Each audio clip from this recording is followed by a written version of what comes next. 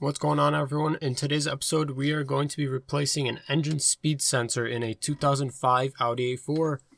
So quick little background history. The car was difficult to start. It would just crank and it wouldn't start. Eventually a check engine light came on and it said P0321, implausible signal for the engine speed sensor. Obviously something's up with the speed sensor. It's implausible, but it's intermittent. So like I said, it would sometimes not start, sometimes it would start right up. I did get a new sensor and I'm going to show you guys how to replace it. It's not as big of a deal to replace as I thought it would be. It's kind of a pain in the butt to get to, and a lot of it is you can't see exactly where it is from the top of the car. It's kind of on the side right behind the oil filter. So if you can do this during an oil change, that would be perfect, because then I think with the oil filter off, you'd be able to see the sensor itself. But I didn't have that chance because I just did an oil change like 500 miles ago. I didn't really feel like undoing the filter.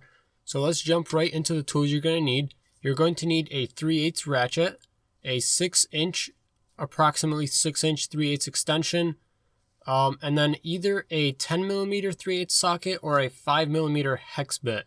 I'll show you why you could use either later. And then I personally needed a torx 20 to undo that little bolt that holds the coolant reservoir. You might have a different bolt and just need a phillips screwdriver.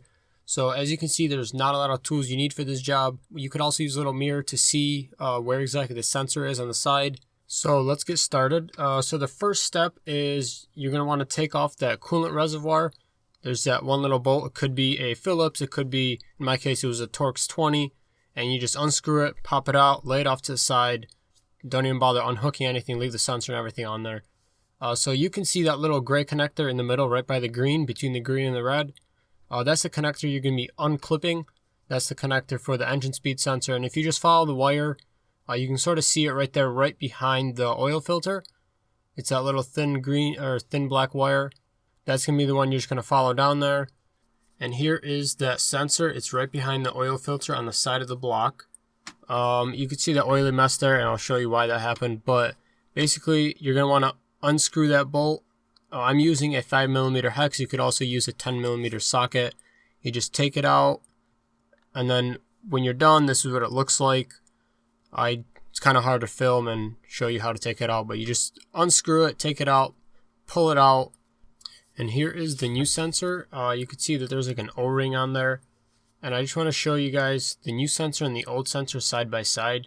If you guys can guess what the old sensor was missing, this is why there was that oil leak. And I was sitting there wondering where the oil leak was coming from. And look at that. Good thing that sensor went bad. Now I can replace it. They look pretty much the same, besides the fact that the O-ring's not there. So we're going to go ahead and put this in. But before we get started, I do want to show you the bolt. You could use either a 5mm hex bolt or a 10mm socket. I didn't see this because of all the grime that was on the bolt. But as you can see, it is both. So go ahead and use whatever would be easier for you. And so once you have the sensor put in there, this is how it's going to go. You want to put that bolt hole up and the wire going towards the front of the car. And this is what it's going to look like when you put that bolt back in. And then don't forget to zip tie the wire harness back together with that new wire, and then put a little dielectric grease on the connector and plug it back in where you disconnected it. And then so this whole job took me roughly 30 minutes. So this whole job you can do from above. You don't have to go underneath the car for it, unless of course you're doing the oil change. Then that might be a different story, because you will have more access to the sensor itself. But the way I did it, without touching the oil filter, it seemed the easiest to do it from above. So I hope this video helps anyone who is having this issue. And as I do a few more repairs, I will try to record them and post them up, and then hopefully maybe it'll be able to help someone on here. Alright guys, thanks for watching.